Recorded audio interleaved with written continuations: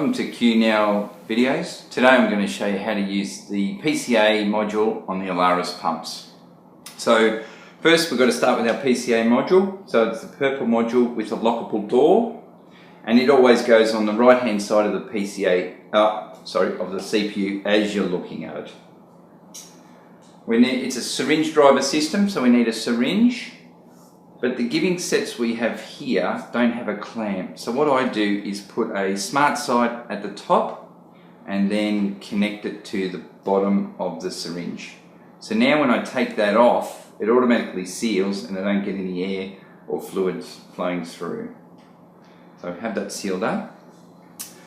I open my door, move my front guide out the way, put in the syringe underneath the flange, open out my rabbit ears, pull it down gently and close, put my front guide over, and then I shut the door.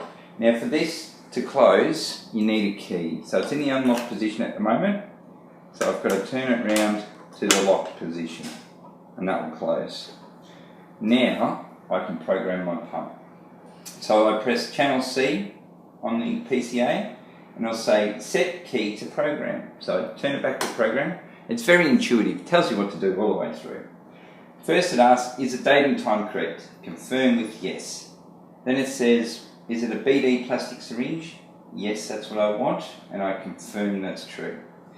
Then it asks me what medications we're going to use. I'm just going to use morphine for our example, and it gives me three options, 50 milligrams and 50 mils, 60 and 60, and when you see two blank ones, it's a variable dose, so you can put in whatever dose the doctor prescribes.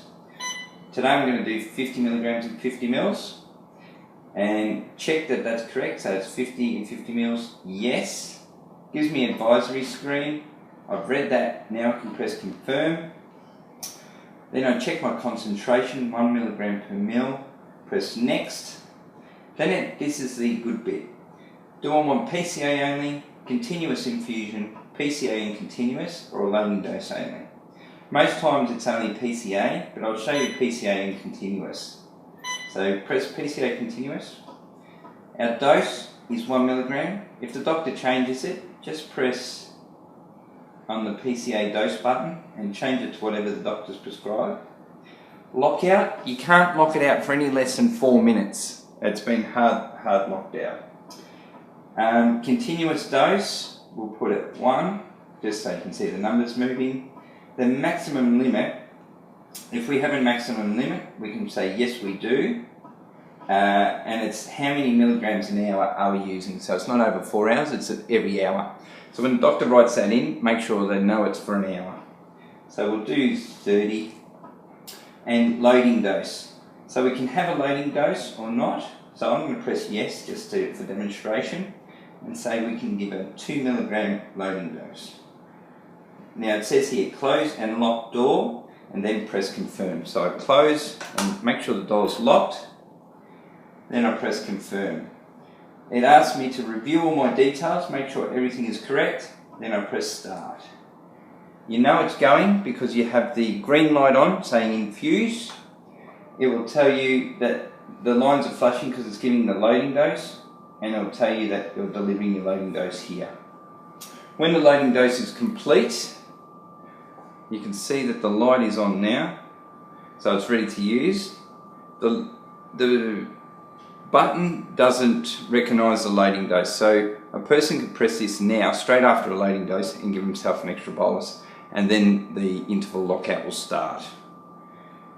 So that's the only things for the pump. Now to review the history of the pump, we go into channel select, okay, for PCA. We go into options and we go into patient history. Now this has a rolling 24-hour history, so we zoom it out, press zoom until the button goes to 24 hours. The reason is after 24 hours the older data gets dropped off and it starts to fudge the numbers. So when midnight comes around, what we do is this button on the left bottom here is press clear data. You'll say, do you want to clear the data? You say yes. And then press exit and then start again.